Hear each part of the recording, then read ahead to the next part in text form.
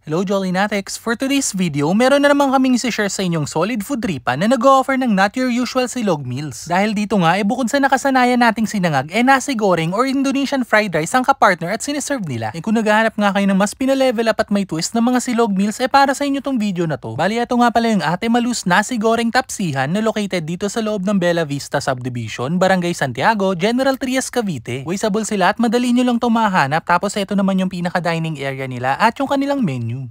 Umorder na nga tayo dito sa Ate Malus ng ilan sa kanilang mga bestsellers. Katulad na lang nitong combination ng sisig and pork. Ito, 208 pesos. And maganda dito sa Ate Malus, pwede kayong mag-mix and match kung ano yung mapupusuan yung mga silog meals. Since sisig to, lagyan na muna natin ng kalamansi. Pork sisig, tikman natin.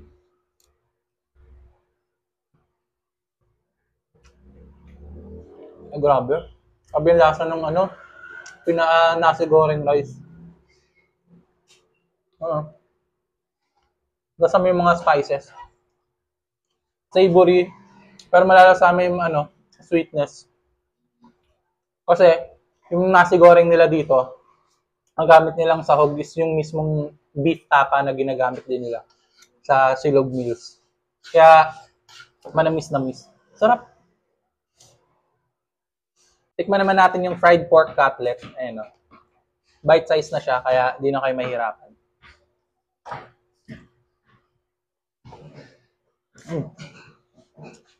Parang kumakain ng tonkatsu, gano'n. Pero, ito, nasi goreng yung kapartner. 208 pesos.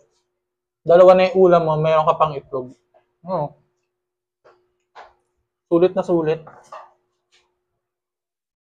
Next combo naman na susubukan natin is yung kanilang lechon kawali and yung isa sa kanilang mga bestsellers na tapa. Beef tapa na sarili nilang recipe. 233 pesos lang to. Kita nyo naman good for serving. And talagang napansin ko dito, yung pinaka-serving nila ng nasi goreng. 1 cup lang yan pero parang 2 cups of rice na. Beef tapa ng Ate Malus. Try natin.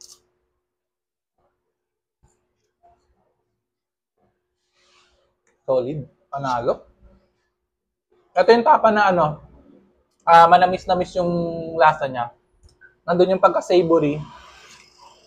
Medyo may mag-garlic konti. Pero more on nasa sweet side yung tapa. So kung kayo mahilig kayo sa manamis-namis na tapa, para sa inyo to. Tikman naman natin yung kanilang lechong kawali. Ayan. Malaki rin yung serving. Hindi ka natalo dito. Try natin.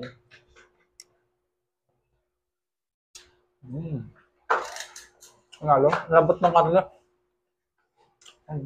Next naman natin subukan yung kanilang nasi fried chicken. Ito, believe it or not, 151 pesos. Meron ka ng 2-piece fried chicken at pagkalaki-laking serving ng nasi goreng rice. Ayun, grabe yun. Sulit to. Order ka lang ng extra rice ng nasi goreng. Ito, 45 pesos kapag regular. Pero pag gusto mo ng spicy, 50 pesos. Ayun, pandalawang tao, no? Saan ka pa? Kaya natin chicken. So, syempre, meron yung gravy. Sila rin nagtimpla niyan.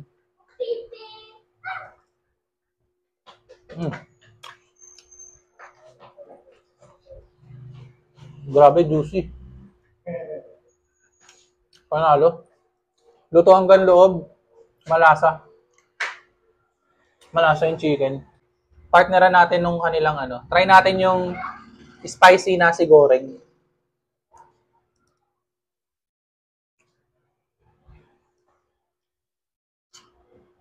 Sarap.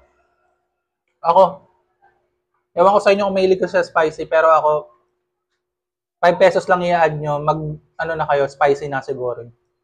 Mas lalong nag-explode yung mga flavors. Panalo to.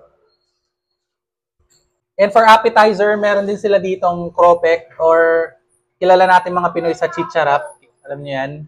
And normally daw, ito daw sinasabay ng mga Indonesian sa nasi goreng rice. So ito, habang naghihintay, order kayo nito, 20 pesos lang. So. Welcome dito sa Ate Malus. Tikman ninyo ang masarap naming nasi goreng meals, silog meals, and rice meals. Dito lang yan sa Cluster 4. Bella Vista, Barangay Santiago, General Trias, Cavite. Operating hours namin is from 4 p.m. to 1 a.m. Available for delivery, dining, and takeout.